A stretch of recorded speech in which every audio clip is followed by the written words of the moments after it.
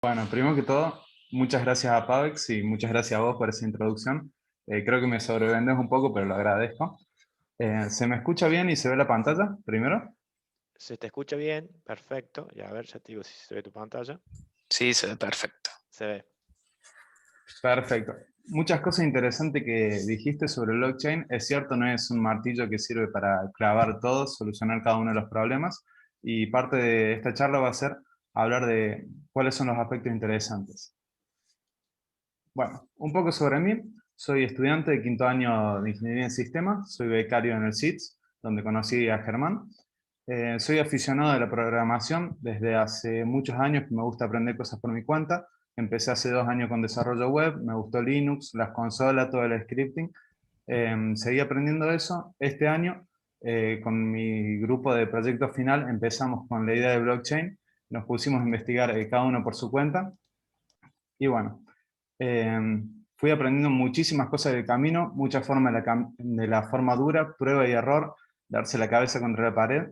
Por eso me parece muy interesante algunas cosas que les puedo decir, por ahí les sirven como tips. No soy un experto para nada en esto, pero creo que algunas cosas les van a parecer muy útiles. Sin más preámbulos, arrancamos. ¿Qué vamos a tratar en esta charla? Vamos a hablar de qué es blockchain, una pequeña introducción, los tipos de red de blockchain que hay, los elementos básicos y qué uso se le da a las blockchain hoy en día. Luego vamos a entrar en lo que es Hyperledger Fabric. Vamos a hablar de la familia de Hyperledger, introducción a Hyperledger Fabric, arquitectura y elementos básicos de Fabric. Y finalmente vamos a ver cómo llevarlo a la práctica. Vamos a empezar a ver un poco de código, consola y ver cómo se levanta todo esto, porque si no es muy en el aire. Vamos a ver la creación de un entorno de desarrollo, la arquitectura de una aplicación simple, un poco de programación de un contrato, programación de la API intermedia, ya vamos a ver lo que es, y desde el frontend vamos a mostrar los resultados para que se entienda cómo se ve una aplicación finalmente en la blockchain. Respecto a lo que mencionaba de preguntas, yo puse muchas secciones de preguntas porque quiero estar seguro de que se entienda cada etapa antes de pasar. E igual, si tienen alguna duda que les surge mientras hablo en alguna filmina en cualquier momento, escríbanla o pregúntenla, yo no tengo ningún problema. Bueno, blockchain se define como un registro único, descentralizado, consensuado y distribuido en varios nodos de la red. Al igual que ustedes creo, yo no tenía ni idea de lo que significaba esto, así que vamos a desglosarlo un poco. Pero un poco más simple, una forma más simple de verlo, es como un conjunto de nodos interconectados que comparten la misma información y trabajan en conjunto para validar transacciones. Por nodo me refiero a computadoras, celulares, servidores en Internet, cualquier dispositivo que pueda procesar. También esto depende mucho de la tecnología. Acá podemos ver un par de ejemplos de Bitcoin, Ethereum, RSK, Hyperledger, como algunos ejemplos de las tecnologías sobre blockchain. Bueno, eh, ¿en qué consiste este registro que llamamos la blockchain? Es un registro que se compone por bloques que se encuentran enlazados mediante criptografía. Es decir, que cada bloque contiene un hash, contiene su propio hash y el hash del bloque anterior. ¿A qué me refiero por hash? Un hash es una función criptográfica que toma un conjunto de texto, aplica un montón de operaciones sobre ella y obtiene un resultado que también es texto. Los bloques de la blockchain son fundamentalmente texto que habla de todas las transacciones, todos los cambios que han sucedido. ¿Qué propiedades tiene esta función? Primero, de que es irreversible. Estos hash que podemos ver acá, que se han producido con el contenido del bloque, no se pueden tomar y revertir de alguna forma que yo obtenga el contenido del bloque. Así que de esta forma yo obtengo una información fundamental del bloque sin tener que conocer el contenido, mantengo la privacidad. Y ahora, ¿cómo decimos que se vuelve una cadena de bloques? Tenemos el hash del bloque anterior, el cual lo incorporamos a nuestro bloque. Ejemplo, el bloque 2 contiene el hash del bloque 1. Pero no solo lo contiene. Este hash, junto con el resto del texto, se utiliza para producir el hash del bloque. Es decir, que si hubiera un cambio en el bloque 1, se produjera otro hash, acá podríamos ver que los hash son diferentes, no coinciden. O si al intentar modificarlo en el bloque 2, se va a modificar el hash completo del bloque, resultando en el próximo, próximo, próximo. De esta forma, cualquier cambio que introduzcamos al medio de la blockchain va a resultar en que la cadena se rompe, no tiene sentido y es muy fácil de detectar. Esa es una de las principales ventajas.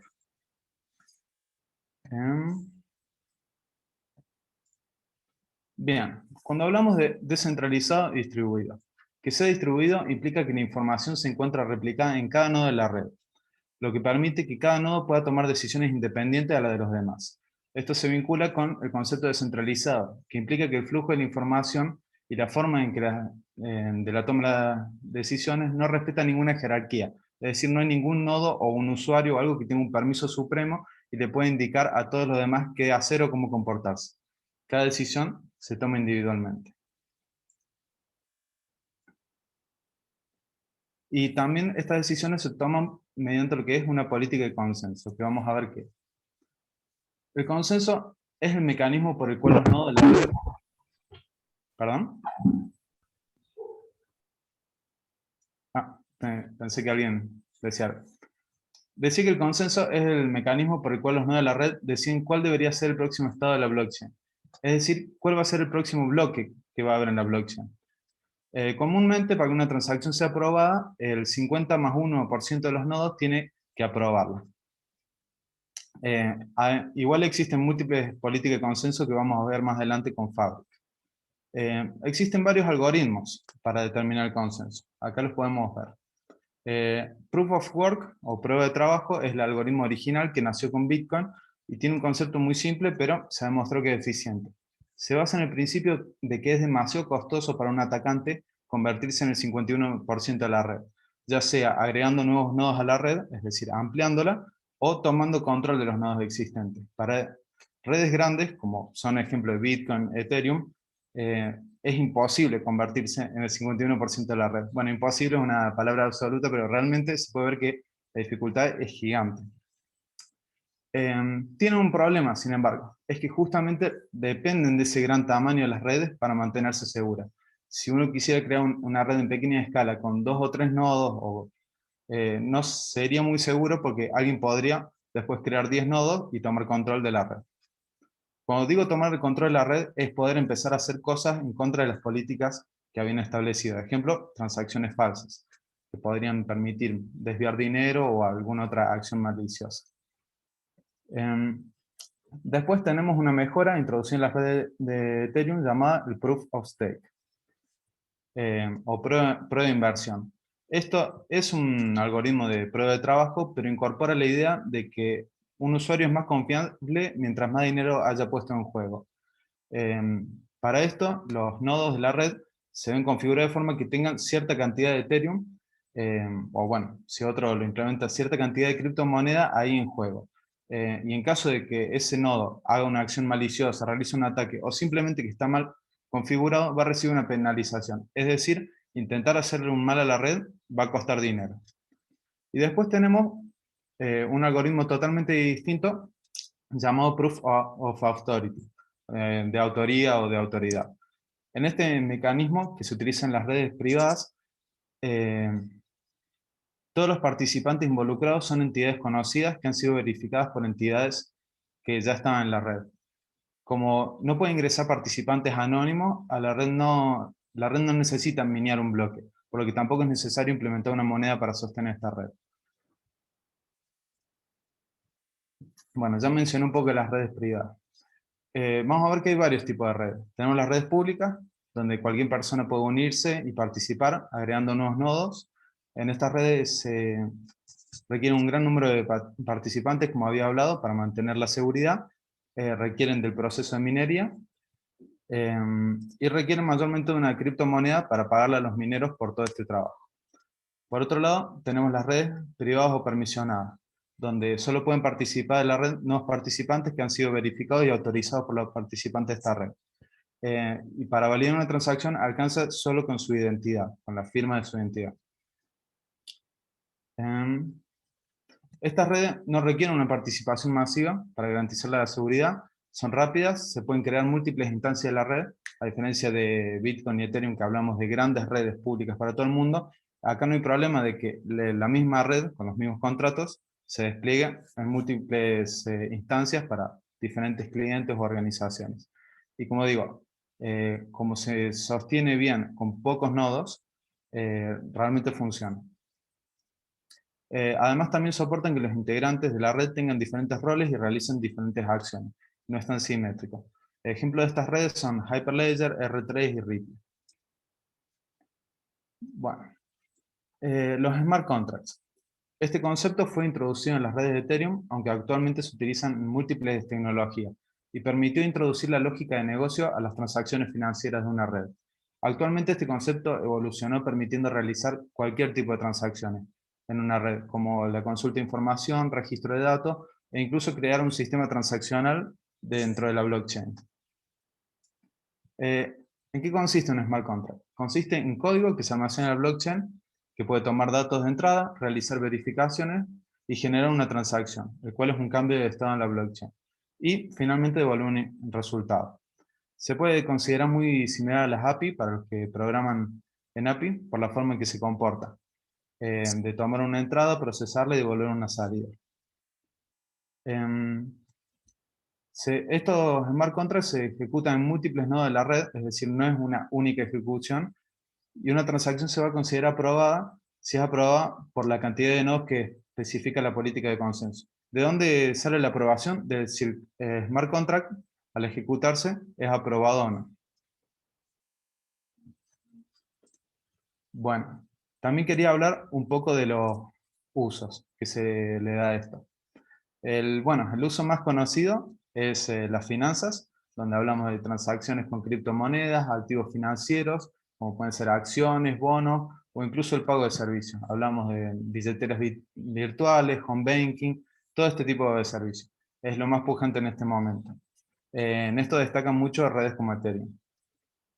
Tenemos la parte de la cadena de suministro, donde hay aplicaciones que se hacen en blockchain que permiten gestionar una cadena de suministro por múltiples países y lo más importante por múltiples organizaciones, que incluso pueden tener intereses contradictorios, pueden competir o pueden intentar sacar ventaja.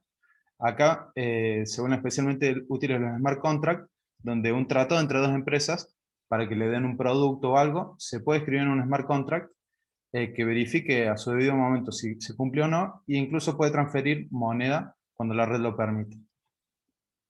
También muchas aplicaciones blockchain pueden comunicarse con otras aplicaciones blockchain, pudiendo mover diferentes criptomonedas.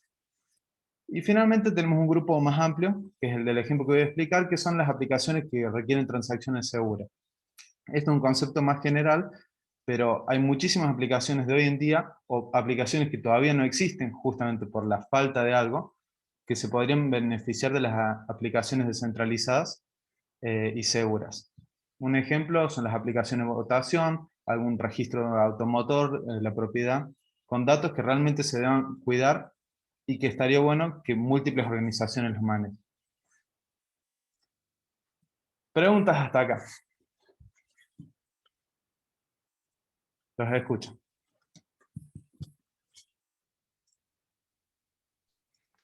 Me parece que hasta ahora no hay preguntas, Axel. Bueno, Seguimos si hablo muy rápido o surge una duda, sin miedo pregunten en cualquier momento. Yo estoy viendo acá el chat, así que no hay ningún problema. Bien. Bueno, avanzamos a lo que es Hyperledger. Hyperledger es una comunidad de código abierto centrada en desarrollar un conjunto de frameworks, herramientas y librerías para ser usadas en soluciones de blockchain en el sector empresarial principalmente. Si bien la cantidad de herramientas que tiene la familia blockchain es realmente gigante, ahora nos vamos a centrar en Hyperledger Fabric. Aunque también quería mencionar brevemente esta herramienta que no me llegó el tiempo para incorporarla. Fabric es un framework diseñado para crear aplicaciones distribuidas con una arquitectura modular, que permite que diferentes redes, servicios se conecten con un protocolo plug and play de una forma muy simple. Es una red muy escalable. Junto con Fabric, esta herramienta es muy interesante llamada Explorer, es una herramienta de auditoría que permite ver todo el estado de la blockchain en un momento. Es decir, ver la cadena de bloques, ver las transacciones que han hecho diferentes nodos, sacar estadísticas sobre los permisos, sobre quién ha hecho qué cosa. Para los que empiezan a desarrollar con Fabric, realmente la recomiendo. Y otra herramienta que no quería dejar de mencionar es una que todavía se encuentra en internet, aunque ya no se ve en la página de Fabric, llamada Composer. Composer era un framework similar a algún concepto como Django o algunos de los frameworks populares hoy en día, que permitía escribir aplicaciones de alto nivel sobre Fabric. Las herramientas de Fabric son bastante rudimentarias en lo que permite hacer, así que era muy interesante el concepto de este framework. Lástima que, bueno, se descontinuó el framework, ya no se usa más, todavía se ven tutoriales, pero lo quería mencionar principalmente para advertir de que no lo vean, no lo estudien, porque no es compatible con las redes de hoy en día. Entonces, ¿qué opciones quedan para los desarrolladores hoy en día? Ningún framework vino a reemplazarlo, así que la única opción hoy en día es trabajar sin framework, que puede servir para pequeños servicios o contratos, o crearse un framework. En mi caso quería mencionar que para el proyecto final, con mi grupo, creamos un framework llamado King, el, el cual esperamos futuro se evolucione en un proyecto de open source, e incluso en algún futuro pudiera ser parte de la familia Fabric. Esto es simplemente un deseo, como está puesto ahí, como si fuera un producto de Fabric. Bien, de los conceptos que hablamos antes, vamos a ver cómo entra Fabric en todo esto. Sobre el consenso. Hyperledger utiliza redes privadas, es decir, solo es integrado por organizaciones de confianza verificadas y aprobadas por consenso. Además utiliza un mecanismo de consenso, conocido como el Proof of Authority, por lo que no involucra minería y no tiene una criptomoneda. Soporta diferentes políticas de consenso, como puede ser 50% más uno de los nodos para las transacciones, un nodo por cada organización, todos los nodos de la red, o incluso permite programar sus propias políticas de consenso. Este es un tema muy interesante porque mientras más estricta sea la política de consenso que tengamos, que se ponga en una red para unas transacciones, más seguridad brindamos, porque es más verificado y para introducir una transacción falsa se debería tomar el control de cada vez más nodos. Ejemplo, si la política fuera de que todos los nodos de la red tienen que validar una transacción, podríamos decir que hay que hackear toda la red para poder introducir una transacción falsa. El único problema con esto es que si un nodo se llega a caer, esa red se vuelve totalmente inoperativa, porque depende de que todos los nodos estén levantados y dando servicio como para hacer una transacción.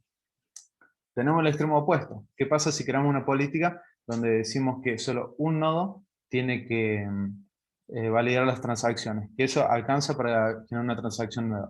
Prácticamente perdimos todas las ventajas de blockchain, porque ahora con tomar el control de cualquier parte de la red ya introducimos transacciones falsas.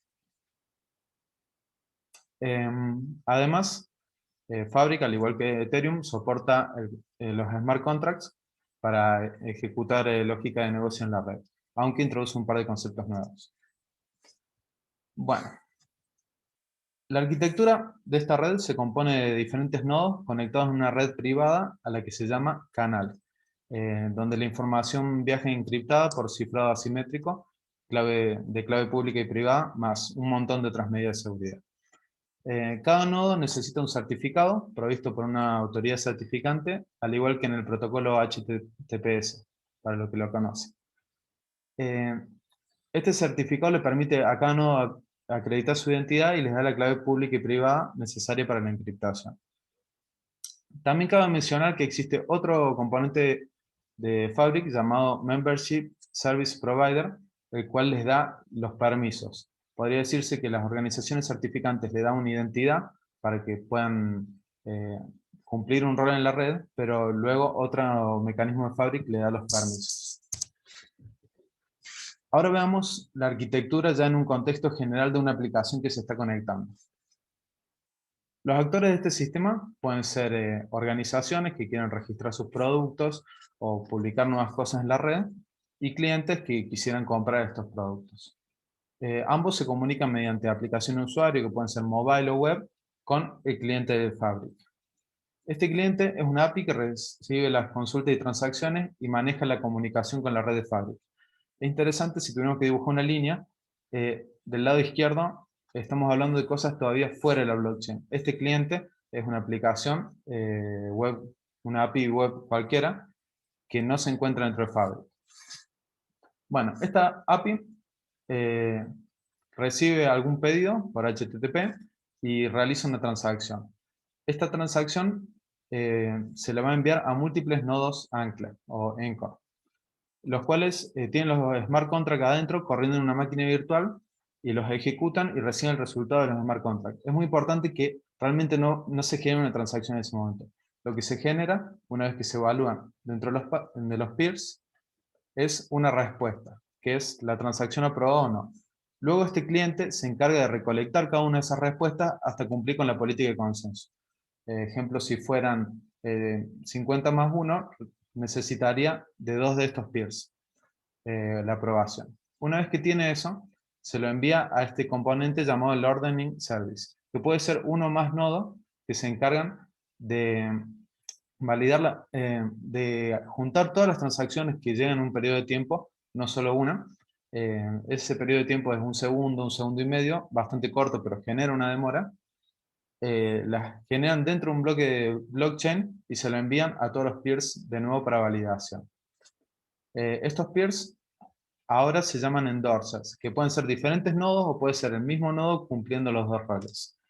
Estos, en lugar de volver a ejecutar el contrato, lo único que hacen es validar las firmas que generaron los primeros. Yo había dicho que los anchors, cuando evalúan el contrato, generan un certificado, una firma. Luego se evalúan cada una de esas firmas, se las mide de nuevo contra la política de consenso, porque como este cliente está fuera de Fabric, no confiamos realmente en las respuestas o lo que haya hecho. Básicamente se valida todo el trabajo que hace. Y bueno, si esta transacción aprueba, se le comunica a todos los nodos de la red, se actualiza la blockchain y luego este servicio envía una respuesta asíncrona al cliente de Fabric. Finalmente, este cliente por HTTP se encarga de comunicarle a las aplicaciones de usuario. Quería mencionar también que esto es lo que se necesita para hacer una transacción, pero hay un mecanismo mucho más simple que es cuando necesito consultar información. En caso de consultar información, lo único que se necesita es comunicarse con el cliente Fabric, este realiza una petición al nodo más cercano, a uno solo, recibe la información de ese nodo y luego lo devuelve. Así que es igual de rápido que una petición a cualquier API, a cualquier servidor web. Bueno, ¿qué elementos introduce Fabric sobre lo ya hablado de blockchain? Fabric introduce el concepto de ledger, que se podría traducir como libro de cuentas. Este libro de cuentas se compone de dos elementos. La blockchain, que ya lo habíamos hablado, que es un archivo binario que contiene un conjunto de bloques enlazados criptográficamente, como habíamos hablado. Pero como está construida esta blockchain, se almacena toda la historia de lo que ha sucedido, es decir, no se borra nunca nada, pero al momento de consultarla es increíblemente lenta. Estamos hablando de un archivo binario, sin índices, sin nada que ayude a la consulta. Se requiere prácticamente leer toda la blockchain para averiguar el estado actual de algo. Como la consulta más común que se le hace a un sistema hoy en día es cuál es el estado actual de un objeto, de un estado, se crea este nuevo elemento, llamado World State. La World State es una base de datos que almacena solo el estado actual de la blockchain. Particularmente las que usa son bases de datos no SQL que guardan un par clave-valor en JSON. Hay dos tecnologías, LevelDB, que viene embebida por defecto en los nodos de Fabric, y CouchDB, que se conecta como otro servicio en Docker. Otro elemento que se agrega es el concepto de chain code. Ya habíamos hablado de los smart contracts o contracts en la nomenclatura de Fabric, pero introducimos los chain code, que son uno o más contratos que se despliegan en conjunto y comparten el mismo espacio de datos. Cada contrato controla un recurso o asset. Este recurso es tan simple como un dato o un conjunto de datos. Por ejemplo, yo como persona tengo nombre, apellido, entonces podría decir que una persona es un asset a guardar.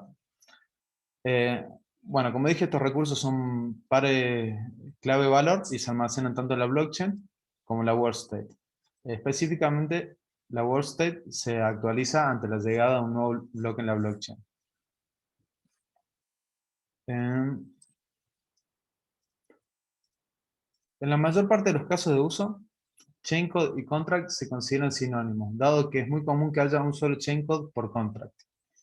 De hecho, en la documentación de Fabric mayormente se los refiere como sinónimo. Vamos a ver en el ejemplo que voy a dar después de que no siempre es así. Se pueden hacer cosas muy interesantes poniendo múltiples contracts dentro de un chain code. Otra cosa más interesante es que, como todo en Fabric, es una transacción y está manejado como el consenso. Así que para que instalar un contract, lo que tenemos que hacer es, primero, generar algún comprimido o alguna forma de exportarlo. Luego llevarlo a cada nodo e instalarlo. Esta instalación la tiene que hacer el administrador de cada organización, no es algo que se pueda hacer general. Justamente esto es uno de los elementos de la seguridad. Luego de eso, se tiene que solicitar una nueva transacción, que es la definición del chain code, para que esté disponible en la red. Esto solo es posible si suficientes nodos tienen instalado el contrato, dado que solo los nodos con el contrato instalado pueden votar positivamente por esta transacción. Así que tienen que cumplir la política de consenso para la instalación de chain code. Esta política puede ser diferente de la política que después tengan los chain code para aprobar una transacción, aunque necesitamos la cantidad de chain codes instalados para cumplir las dos. Una vez que se registra la transacción aprobada, ya es algo público en el canal y la red puede empezar a dar servicio de este chain code. ¿Preguntas? Sin miedo.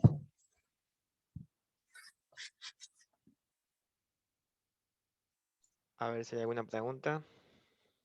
No estoy leyendo el chat. Ahí No sé Julián si... pregunta, cuando hablabas de la arquitectura, y ahí está escribiendo, me parece. Bueno.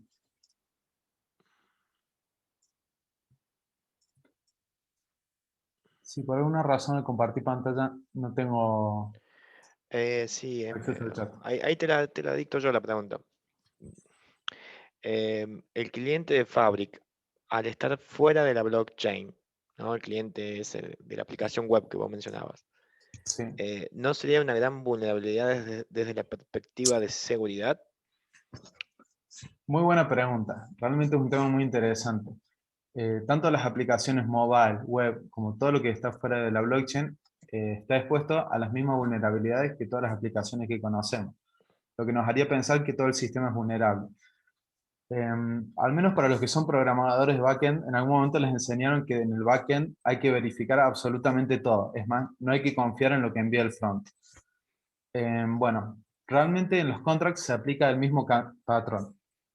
Se supone que todos estos elementos son elementos no confiables. Entonces el contrato va a verificar cada una de las cosas importantes. Va a verificar la identidad de los usuarios, va a verificar el formato de los datos, que esos datos cumplan con todas las políticas y las restricciones de la lógica de negocio. Y también después tenemos verificación desde el punto de vista de la seguridad. Va a verificar los certificados de los clientes y de todos los que se comunican con ellos, la identidad de las wallets y todo. De forma que sí, es muy posible realizar un ataque y tomar control sobre estos dispositivos y podría decirse el punto débil de toda esta cadena. Pero, por ejemplo, con el cliente Fabric se lo puede replicar en múltiples instancias para de esa forma tener un servicio continuo. Porque es cierto que si este cliente fuera atacado, tendríamos un problema de negación de servicio. Pero en Fabric uno puede crear la cantidad de clientes iguales o distintos que quiera y que se conecten a la red. No hay ningún tipo de problema. Bueno, espero que eso responda a la duda. Es decir, nunca hablamos de sistema 100% seguro, es una palabra prohibida en la seguridad, pero realmente está armado de tal forma blockchain y este sistema en Fabric que realmente aporta un nivel de seguridad mucho superior, mucho más grande. Otra cosa que me parece interesante mencionar es que el sistema de Fabric está hecho, o de la blockchain en general, para que cualquiera de estos nodos pueda ser tomado, pueda ser corrompido, puede incluso empezar a actuar en contra de los intereses de la red y los soporte. Justamente ese es el valor de la política de consenso. Un nodo se puede revelar, por decirlo de alguna forma, e intentar hacer transacciones falsas, intentar echar otros nodos de la red o cualquier acción ilícita, pero mientras no sea más que la mayoría o que la política especificada, nunca lo va a lograr. Es decir, soporta seguridad incluso aunque sus componentes se corrompan. Axel, yo tenía una consulta que no me quedó muy claro. Sí. La política de consenso, ¿en qué momento la definís? Bien. Fabric por defecto trae política de consenso para cada una de sus acciones. ¿En qué momento se la puede definir? Eh, los contratos, en su propia definición, pueden traer su política de consenso. Luego hay otra parte de la red, en la que sinceramente nunca me adentré mucho, donde uno puede empezar a, mediante, ¿cómo se dice? Adicionando código, puede empezar a cambiar la política de consenso para todo el comportamiento de la red. Para Está bien. cuántos nodos se necesitan para agregar un nuevo nodo a la red, para la aprobación prácticamente de cualquier aspecto. Pero sí, en el caso de los contratos, es en el mismo código en el contrato, donde vas a especificar eso. Está bien. Bueno, gracias. Y una última pregunta, va, si puede ser, Axel. ¿Sí? ¿Cómo no? Ahí vos hablas del World State, me parece que era, que es como el estado, o sea, como para mantener en caché todo lo que tiene la blockchain, el estado actual. ¿Es algo así? No sería caché porque sí es una base de datos. Claro, Es una base de datos, bien. no SQL. ¿Y cómo Pero aseguras de que eso no fue manipulado? muy buena pregunta. Y desgraciadamente creo que es una de las que no estoy de 100% capacitado para responder. Pero hay una forma, número uno. Una de las verificaciones, ya lo mencioné, y es por la cantidad de nodos Claro. independientemente ejecutando esto. En el caso de atacar uno y afectar los datos de uno, eh, se, se- bueno, no Claro, o tendría sea, ningún sería lo efecto. mismo, está Sí, bien. Está o bien. sea que ya sabemos, hay que atacar la World State para romper Hyperledge. Sí, Más o rompes un menos. nodo, pero además Ah, que claro, es justo, un nodo, está en la Eh, misma, necesitas romper más el es 51. un nodo. Está bien, Y si pudiste romper la base de datos, también pudiste está tomar bien. control del nodo o hacer denegación de servicio a esa altura, más o menos. Claro, o sea, es por nodo, claro, digamos. es por nodo también. Eso que no entendí, o sea, yo pensé que era Ah, muy claro, general, entonces. exactamente. Cada nodo tiene una copia de la blockchain, una copia de la world state. Está bien, Mejor dicho, incluso cada contrato tiene una copia. Si lograras atacar la blockchain de un contrato o el world state de un contrato, todos los otros contratos siguen funcionando mientras tanto. Y claro, como dije, es solo un nodo. Pero está además bien. de eso, y es la parte que no estoy capacitado a responder, hay un mecanismo que puede detectar cuando la world state no está en sincronía con la blockchain y automáticamente se actualiza. Una forma de detectarlo es si sos el único nodo que dio un resultado diferente en una transacción. Está bien. Gracias. No, de nada. ¿Alguna otra duda? Me parece que no. Bueno, pasamos a lo que al menos para mí es lo interesante. ¿Cómo se lleva todos estos conceptos a la práctica? ¿Cómo se hace una aplicación? Em, bueno, personalmente hay muchas formas de hacerlo, pero para mí lo ideal es crear un entorno virtual con una imagen de Linux adentro y luego, eso sí, se necesita instalar Docker y esto que son los Fabric Samples. Esto se descarga directamente de GitHub y es un conjunto de ejemplos, códigos binarios que se instalan para generar nuevos comandos y utilidades que sirven para el desarrollo en Fabric. Acá viene el Software Development Kit y los Chain Code APIs. ¿Qué son cada uno de estos? Básicamente, en los dos casos son los kits de desarrollo. En el primero, sirven para desarrollar Chain Code. Vienen en tres lenguajes, Node, Java y Go, y proveen todas las interfaces y el comportamiento para interactuar con la blockchain. Y en el segundo caso, el Software Development Kit es el que utilizamos en el cliente que había mencionado y le permite comunicarse con la blockchain, tiene todo el sistema para guardar peticiones, para comunicarse con el ordener, recibir respuestas asíncronas. Existen en dos lenguajes, Node y Java. Experimentalmente están en Go y en Python. Hay muchísimos proyectos en desarrollo en esto, pero me arriesgaría a decir que esto es estable en este momento. Bueno, vamos a proponer un ejemplo para mostrar todo esto. Para esto vamos a hablar del software Kratia, que es el que estamos desarrollando para el proyecto final. Los desarrolladores somos Diego, encargado de User Experience y el Frontend, Mateo Bocio, que ha desarrollado la API, ha contribuido en el frontend y los contratos, y realmente he hecho un poco de todo. Y finalmente yo, que me he desarrollado, que he desarrollado el software, el framework King, principalmente, y los contratos. Este framework es simplemente un conjunto de utilidades para reducir la cantidad de operaciones básicas que hay que realizar en Fabric. Bueno, sobre la arquitectura de esta aplicación. Muy simplemente vamos a mostrar la arquitectura del módulo de administración de este sistema. En este módulo se desarrollan todas las tareas de soporte, como la carga de datos, candidatos, padrón de votación, entre otros. Para hacer este módulo, o cualquier aplicación básica en blockchain, necesitamos tres elementos. Acá tenemos el chain code de administración, que es un conjunto de todos los contratos que necesita este módulo. Cada modelo del sistema requiere un contrato. Estos modelos se van a llamar estados ya en la nomenclatura de Fabric. Y es decir que existe un contrato para cada uno de los modelos. Un contrato para los cargos, otro para los candidatos, otro para los votantes y así. Luego tenemos un servidor de frontend. Dado que es una aplicación para el usuario, le creamos una interfaz. Este es un servidor en React que no tiene realmente nada especial. No incorpora nada de estas herramientas que hablamos de Hyperledger. Y finalmente está API REST, que en la arquitectura anterior lo llamé el cliente de Fabric, y es un servidor en Node Express, el cual contiene el Software Development Kit de Fabric, que le permite conectarse con la blockchain. La comunicación entre estos dos módulos es por HTTP y se encuentran dentro del mismo Docker Container. Por lo tanto, esta comunicación es privada, los puertos están cerrados. Y luego la comunicación por internet pública se realiza por el gRPC, lo cual podría considerarse como una mejora respecto a HTTP, que incorpora muchas cuestiones de seguridad y de performance. Las acciones que se pueden realizar, ya las había mencionado, son consultas y transacciones. Las consultas son casi instantáneas y las transacciones requieren todo este ciclo de generación de un nuevo bloque. Bueno, vamos a mostrar un poco de código.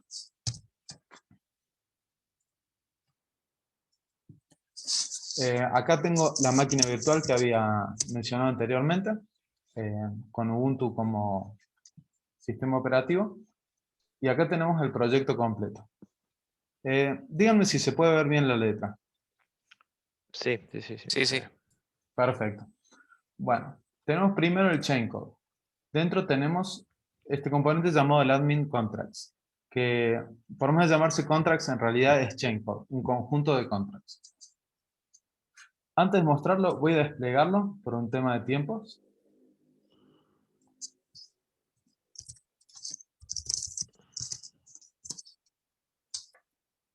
Y vamos a explicar un poco en qué consiste este despliegue. Primero me voy a una de las carpetas propias de estas muestras de Fabric, de los ejemplos, donde contiene la red de prueba. Esta red consiste en dos nodos de dos organizaciones. Podría considerarse la red mínima que se necesita. Acá se puede ver cómo se están ejecutando todos los comandos. Ejecuté todos simultáneamente. El siguiente comando que vemos acá es para... Perdón, Axel, Sí. ahí, ¿a dónde especificás que son dos nodos? No, eso está especificado en la red de prueba. Ah, ok. La red de prueba es una funcionalidad que trae Fabric justamente para simplificarnos todo este tema inicial de despliegue, y es como una red mínima con dos nodos que permite ejecutar un contrato. Sería el ejemplo de la red más pequeña. Claramente no tiene sentido porque una red así sería muy insegura, Claro. pero es muy útil a la hora de desplegar contratos. Bueno, lo primero que hago es dar de baja la red, pero esto es por si quedó algún container de Docker levantado. Todos estos servicios, todos estos nodos simulados van a ser contenedores en Docker. Próximo comando que se va a ejecutar es el de crear un canal.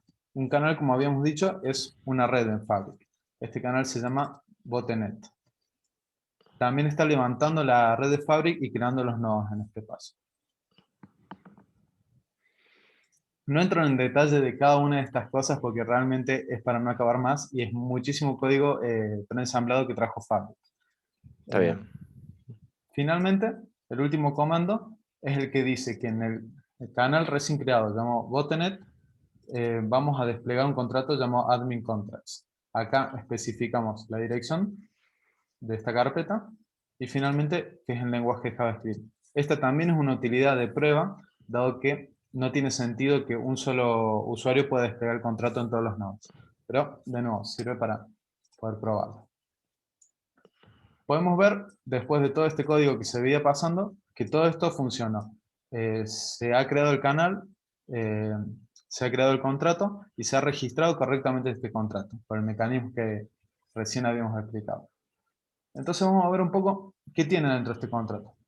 Primero, en código no es nada del otro mundo, es un paquete de Node.js. Podemos ver acá en su índice que estamos importando cada uno de los contratos que contiene este chain code, y finalmente acá los seleccionamos para que sean visibles desde el exterior. Si vamos a librería podemos ver cada uno de los contratos programados. Un contrato en sí, ya incorporando las mejoras de este framework King, consiste en dos elementos, un estado y un contrato. Vamos a verlo uno por uno. Para el ejemplo de un cargo, que un cargo es simplemente el nombre de un cargo, como presidente y vicepresidente. Si quisiéramos definir este dato para que se guarde en la blockchain, tenemos que crear una clase llamada cargo, que tome como constructor simplemente un nombre y lo guarde como uno de sus atributos. Este es el único atributo de esta clase. Además, ya este cargo hereda del framework King del modelo state, entonces tiene algunas utilidades. Ejemplo, hay que definir un nombre dentro de la word state, dentro del espacio de datos finalmente, que es el nombre del cargo. Luego se define qué atributos van a formar la clave primaria. Como estas bases de datos no SQL guardan siempre pares clave-valor, cada cosa que creemos tiene que generar algún tipo de ID o alguna clave para el que se la busque. Y finalmente se declara qué otros estados hacen referencia a él. Esto es parte del manejo de relaciones bidireccionales. Bueno, definiendo este estado que, aparte de las complejidades que agrega el framework, es simplemente los datos que quiero guardar, es una definición de datos. Dijimos que necesitamos un contrato para cada uno de los estados. Y este contrato va a ser el único con la potestad de después manejar y consultar estos estados. Para la definición de este contrato, hereda de otra clase llamada Base Contract, que también es el framework King, y que también reduce un poco la complejidad de estas transacciones. Pero al definir nuestro contrato, necesitamos definir cada uno de los métodos, como si fuera una API. Acá tenemos un método para crear, actualizar, obtener a partir de datos, obtener a partir de claves, listar y eliminar. Bueno, como el comportamiento es muy estándar, realmente hereda de esta superclase. Lo único que hace es llamar a la superclase. Pero igual se necesitan definir para aclarar cuál de estos métodos de la superclase va a ser el que se encuentre público y se puede llamar. Bien. Moviéndonos un poco, ahora la API. Dijimos que la API era la que se conectaba con la blockchain. En este momento, vamos a mostrar esto. Se mostraron los procesos de Docker.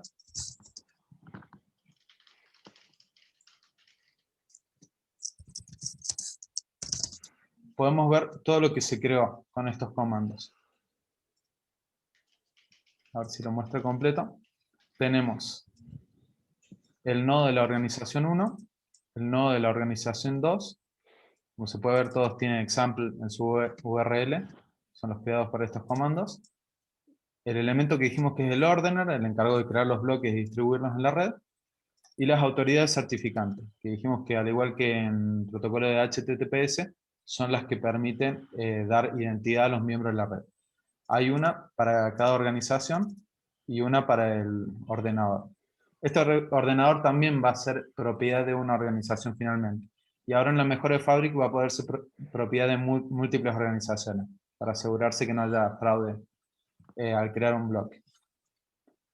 Así que todo esto está creado y dando servicio en este momento. Pasamos a la API que tiene el cliente de Fabric, que requiere comunicarse. Acá hay demasiado código que tardaría muchísimo en explicar, así que voy a reducir mucho lo que hace. Esta API tiene dos métodos. Uno para la consulta, que lo que hace es verificar Al iniciarse esta API crea una identidad, crea una wallet para comunicarse, pide permiso para que esa wallet sea validada, se valida como una transacción en la red incluso, y con esa identidad ahora puede comunicarse. Luego dentro de eso tiene dos métodos. Uno para consultas, donde primero hace verificaciones relacionadas a la wallet, luego crea una nueva instancia de una red, de una conexión, se conecta utilizando su identidad, la wallet, y configurando ciertos parámetros de comunicación. Luego tiene que obtener la red. Si nos acordamos, la red, que es sinónimo de canal, cuando la definimos se llama botnet. Acá está un poco parametrizado, pero es exactamente ese dato que le estamos pasando. Conectate a la red botnet. Un cliente de Fabric puede conectarse a la cantidad de redes que desee. Luego, más específicamente, hay que especificar qué contratos que tenés. Ahí se le pasa dos datos. En qué chaincode está el contrato y luego específicamente qué contrato. Se trabaja con un contrato a la vez. Bueno, finalmente se realiza una acción, que en este caso toma los datos que le envió el frontend, llama a un método específico, que estos métodos son justamente este nombre, createBatch, se le pasa como una string indicando que se quiere comunicar con ese método, y se le envían los datos. Alternativamente, existe otro método que es para la transacción. Me olvidé de aclarar, al evaluar una transacción es una consulta, es al nodo más cercano, instantáneo. El método alternativo que necesita ejecutar una transacción, que se llama submit transaction, requiere todo el proceso que discutimos de la creación de un bloque de Fabric. Entonces siempre tienen que estar estas dos opciones, porque si se trata todo como una transacción se vuelve muy lento.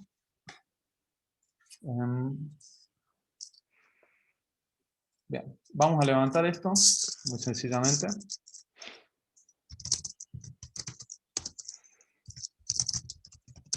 Es un server en Express en este caso. En este momento podemos ver que está creando la wallet, la identidad comunicándose con la red, y luego, una vez que recibe la aprobación, está lista para dar servicio. Bueno, y finalmente tenemos el cliente en React. Acá no hay realmente mucho código relacionado al blockchain que mostrar, así que simplemente lo voy a arrancar. Bueno, quería consultar, ¿alguna duda hasta acá de todo esto? A ver si alguien tiene alguna duda. No sé si, Parece si tienen conocimientos de JavaScript. A veces el lenguaje es un limitante a la hora de mostrar estas cosas.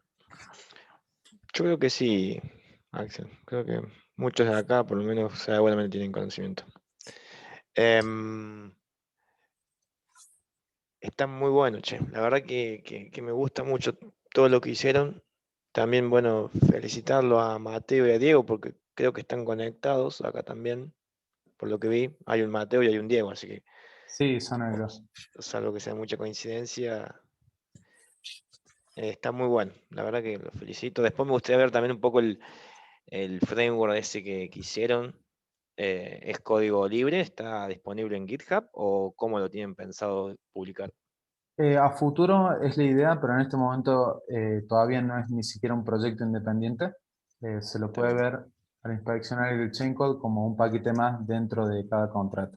A futuro se va a convertir en un paquete independiente que pueda ser instalado por el mecanismo de Node. Está bien. Bueno, como siempre, algo falla, por eso traje un backup. Está Lo bien. último que les quiero mostrar es qué logramos con todo esto. Segundo. Vamos a dar de Está baja una red. arrancando, dice Mateo. ¿Qué cosa? Está arrancando, dice Mateo. Bueno, Tal vez por eso no se conecta. sí, bueno, tarda bastante tiempo y es común que aparezcan errores. Por eso yo preparé una segunda máquina virtual que tenía esto. También por el tema de ahorrar tiempo, no es un error muy complejo lo que sucedió. Está bien. Acá tenemos lo mismo, el contrato instalado, la API levantada y el servidor andando que ya arrancó. Bien. Acá podemos ver la API que bueno, esto no es muy seguro, pero está publicando, mostrando por consola cada cosa que pasa por su interior, para fines didácticos. Queremos registrar una transacción, un formulario. En este caso, este es un formulario de cómo registrar una convocatoria. Una convocatoria es una elección, como podría ser las PASO. Ponemos una fecha de inicio, una fecha de fin, podemos elegir un color y otros datos, y presionamos registrar. Miren la consola en el momento de presionar registrar, empiezan a aparecer múltiples cosas. Se vio un símbolo de cargando por un segundo, y luego se dio lo que. Acá sucedió todo el ciclo de la transacción de generar un nuevo bloque y de responder un resultado. Finalmente podemos ver cómo llegó el resultado de esta transacción correcta, entregando todos los datos de la convocatoria. Bueno, ahora sí, preguntas. Muy bueno. Ahí yo tengo una pregunta. Si se van generando preguntas, está bueno que la vayan poniendo en el chat mientras yo voy haciendo la mía. Tal vez, no sé si la sabes o no sé si alguna vez te ocurrió preguntarte esto, pero supongamos que yo ingreso a un sitio web y como al de ustedes, y ustedes dicen de que están guardando esa información en una blockchain. ¿Yo tengo alguna forma de comprobar que efectivamente sea así? ¿Alguna alternativa? eh, ¿O tengo que confiar en ustedes, digamos? claro, si al ver un sitio web que afirma que está en la blockchain, si podemos asegurar de que todo se está guardando en la blockchain o de que siquiera existe esa blockchain. Claro, Es una muy buena pregunta. Probablemente la respuesta hoy en día como cliente final sea no. Pero mayormente cuando uno lo piensa de blockchain, lo piensa más como las empresas. Como empresa, puedo asegurarme de que la información y que la blockchain existe y está siendo tratada correctamente. Y la respuesta es sí, creándote un nodo y volviéndote parte de esta red.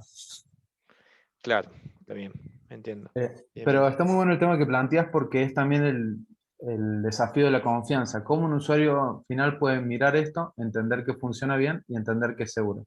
Y la respuesta es que para el usuario común todavía no hay una forma. Claro, yo me imagino que decir, bueno, estos son los parámetros de conexión a la blockchain, entré y comprobalo. Entonces yo a través de otra herramienta compruebo de, no sé, pero tal vez estoy hablando muy... ¿saben No, por qué? ¿Saben por qué te lo digo? Porque en la universidad, en la UTN, facultad, en toda la UTN en realidad, hay un sitio en donde vos entras y pones tu documento nacional de identidad, y te da si tenés el título o no de ingeniero en sistemas o de analista. Y que en teoría eso está utilizando una blockchain, que es la blockchain de de la Argentina, que no me acuerdo en este momento cómo se llama. Eh, y entonces yo pensaba, pero ¿cómo sé que por detrás está usando esa blockchain y no está usando una base de datos MySQL o un SQLite o lo que sea? ¿Se entiende? Y me generó esa duda y la verdad que no sé cómo se puede solucionar ese problema, digamos. O sea, bueno, de confiar. hecho, Diego y Mateo me están hablando al privado y fueron ellos los que plantearon esta respuesta. Sí hay una forma. Una es verificando los hash de la blockchain y otra es mediante esta herramienta que mencioné muy brevemente, llamada Ajá. Explorer. Esta herramienta es una interfaz web, me arrepiento de no haber puesto al menos una o dos imágenes, pero que muestra todo el estado de la blockchain. Si uno quisiera dar confianza y mostrar que la blockchain existe, se está registrando y las cosas están ahí, podría mostrar esta interfaz, este Explorer al público, permitiendo que se vea en tiempo real todos los cambios que está sucediendo en la blockchain. Y también lo que se puede hacer es devolver al final de una transacción un dato como un hash que demuestre que el contenido está ahí. Y también se pueden a futuro crear datos, crear métodos para verificar que la información está ahí o actualizarla. Realmente no responde tu pregunta al 100% porque uno piensa y todavía puede estar un poco fabricado eso. Es cierto, pero esta herramienta creo que podría dar mucha confianza. Está bien, está bien, está bien. Está bueno. Está bueno la respuesta igual, ¿no? Para tenerlo en cuenta. Em, bueno, acá Joaco tiene una consulta, dice. ¿Cómo podés unir más nodos a la red? Por ejemplo, para el sistema este que ustedes tienen, ¿cómo puedo unir uno más o dejo los que ya están definidos desde un principio? No, puedo unir en cualquier momento nodos. Vamos a tomar algún ejemplo. Este ejemplo se ve igual de la red de prueba que acabamos de probar. Dos organizaciones, un nodo por cada organización. Suponiendo que queremos agregar una tercera organización, porque las redes siempre van a empezar pequeñas, con uno o dos nodos. Queremos agregar un nodo tercero. Como todo en Fabric, esto va a ser una nueva transacción. Se va a emitir un pedido para agregar este nuevo nodo a la red. Cada uno de los nodos va a tener que votar, como validando que sí o que no. Este proceso inicialmente se hace manualmente. Realmente requiere una confirmación del miembro de estas organizaciones diciendo queremos que se pueda agregar. También se podría automatizar con alguna política que cualquier persona que cumpla tal cosa pueda entrar a la red. Pero en principio es manual y una vez que los dos dan el OK, se genera esta transacción, se aprueba y muy similarmente como se aprobó un chain code o se aprobó cualquier otro dato, se aprueba esta organización y ahora puede comunicarse en el canal. Buenísimo, muy claro. Bien. ¿Más preguntas? Yo tengo otra pregunta. Por ahí, más que una pregunta, es una opinión. Quisiera saber la opinión de ustedes. Bueno, en realidad de Axel. ¿Cómo crees que la universidad debería reaccionar ante esta tecnología disruptiva? Es decir, ¿vos considerás que sería necesario que la universidad incorpore estos temas a su currícula o vos crees que no es necesario? No, yo creo que es necesario, no sé si de forma obligatoria o como una electiva, pero creo que la oportunidad de aprender esto debería estar. Pongo como análogo a AWS, una tecnología que hace un par de años nadie la conocía, después explotó y hoy en día lo requieren en cualquier tipo de aplicaciones. Y tristemente, como estudiante de la UTN, todavía cuando necesitamos aprender una tecnología así interesante, lo tenemos que hacer por nuestra cuenta. Blockchain es todavía un camino más duro, así que sería muy bueno de que la UTN lo incorporara. Está bien, bien, bien. Y si tuvieses que definir en una frase, ¿no? A blockchain, ¿te animás? ¿Se te ocurre algo? Una frase a blockchain. Sí. Lo más importante, lo que más quiero resaltar, más que seguro, más que curiosa, descentralizado. Es un Des- sistema descentralizado basado en el consenso. Bárbaro, buenísimo, buenísimo, muy claro, muy claro. Creo que sirvió mucho la charla. A mí particularmente me gustó mucho. Eh, Además que me has aclarado bastantes conceptos que tenía por ahí un poco confuso. Eh, a ver si hay alguna otra pregunta, algo o alguna. Quería mostrar también, me pasan una captura de Explorer. Así Ah, se bien, acá ve está Explorer. Bien. este administrador que da todas las estadísticas sobre la red y los bloques. Pero para entrar a Explorer, yo tengo que tener alguna información de la red, me imagino. ¿Qué información de la red necesito para poder visualizar esa información? No solo necesito información en la red, tiene que estar instalado. Acá tenemos un ejemplo, nosotros lo hemos usado para algunas pruebas a Explorer. Ujú. Se puede ver acá. Se tiene que instalar, tiene que tener la aprobación de todos los nodos y como cualquier Ah, otro bien. servicio que dijimos que en Fabric todo es enchufable, se, se agrega a la red. Claro, está bueno eso, ¿no? Es bueno el concepto eso de que se puede ir enchufando cosas, porque serían como que vas agregando más funcionalidad a la red. Muy bueno, che, muy bueno. Muchas gracias. Bueno, recuerden que esta charla va a estar grabada, está siendo grabada también, porque hay algunos que nos las pidieron, así que después le vamos a enviar el link de la grabación, probablemente lo subamos a YouTube. Acá Mateo nos brinda un enlace de cadena de suministro por IBM usando Fabric. Qué increíble, ¿no? O sea, yo creo que este tipo de tecnologías nos realmente va a cambiar, o sea, es importante que nos adaptemos. Y sí, muy bueno. Bueno, gracias Mateo por el link. Lo vamos. Bueno, la verdad que muy, muy contento por la charla.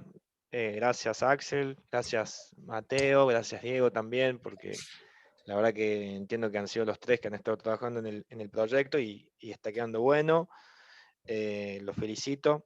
Siempre trabajar con tecnologías de vanguardia cuesta un poquito más que el resto de las tecnologías y por ahí es un riesgo adicional, ¿no? Porque por ahí uno no sabe qué puede pasar, digamos, si te va a salir bien, si lo vas a poder entender. Y además que también es mucho de autodidacta, ¿no? Me imagino que esto todo ha sido un proceso de aprendizaje medio lento, pero que al fin y al cabo lo pueden hacer andar, ¿no? Fue exactamente así. Fue todo un camino autodidacta. Hay cosas muy curiosas, ejemplo que casi siempre somos la primera pregunta en Stack Overflow. Así de poco soporte hay para ciertas dudas. Mucho se resolvió con prueba y error. Está muy bueno lo que vos decís, de que en algún sentido es una apuesta, porque es cierto que blockchain parece ser lo próximo, pero uno nunca sabe. Incluso una tecnología como Fabric específicamente, no sé si será la que se impondrá. Incluso mucha gente había aprendido este framework que mencioné, Composer, que eventualmente era desarrollado por IBM y perdió soporte. Entonces uno se tiene que actualizar y va a haber cosas que no funcionan. Claro, tal cual, tal cual. Bueno, muchas gracias. La verdad que con esto damos por cerrada la charla. Y también aprovecho a invitarlos a la siguiente charla, que va a ser sobre una un software, en realidad un malware de características avanzadas que permite controlar distintas computadoras. Van a recibir el link de inscripción, seguramente por redes sociales o por los grupos que se van transmitiendo el link. Va a estar muy buena, es un malware muy, muy, muy interesante, se lo aseguro. Creo que les va a dar un panorama muy claro de cómo, cómo los software pueden ser creados también para algo malo, lamentablemente, pero que cada vez estamos más expuestos y crean de que este tipo de tecnologías como la blockchain, así como nos trae muchos beneficios, también seguramente se la van a ingeniar para que no sea así. Entonces siempre hay que estar a la vanguardia respecto a eso. Síganos después en las redes sociales, ahí se van a enterar de esta nueva charla que será la semana que viene, el jueves, en principio es el jueves, y va a estar bueno. Sinceramente va a estar bueno porque es algo que no se suele mostrar y nosotros, por suerte, tenemos acceso a este tipo de malware, así que hemos decidido mostrarlo. Y bueno, después también esperarlo de vuelta a Axel o también a Mateo, Diego, si se anima, porque estamos ansiosos por conocer un poco más del framework que han hecho. Y la verdad que a mí particularmente me interesa em, entender un poquito más cómo lo han hecho, qué futuro ven. Yo si fuese usted apostaría mucho a ese framework, apostaría a que sea open source y apostaría a que el desarrollo de Fabric crezca y creo que nosotros, por lo menos desde acá de Pavex, vamos a apoyarlos, al menos difundiendo, ¿no? Que por ahí es la idea. Así que bueno, gente, muchas gracias por estar y nos vemos, aunque sea, nos veremos en otra reunión. La verdad que al no ser presencial uno no llega a conocerlos físicamente, pero bueno, por lo menos virtualmente estamos, así que abrazo a la distancia. Bueno, les quería agradecer, bueno, a Pavex y a vos por esta oportunidad. Realmente está muy buena la iniciativa y toda esta movida que han generado. Muchas gracias. Bueno, muchas gracias, Axel. Sí, sí, van a haber más, ¿eh? Cada vez vienen más cosas. Después tenemos uno próximamente tema drones, cómo crear un drone desde cero. Van a ver que hay herramientas open source que permiten hacerlo. Y está bueno, ¿no? Está bueno por lo menos tener una idea general de cada cosa, creo que siempre viene bien. Así que, bueno, gente, muchas gracias por estar, por sumarse y nos estamos viendo en el próximo encuentro.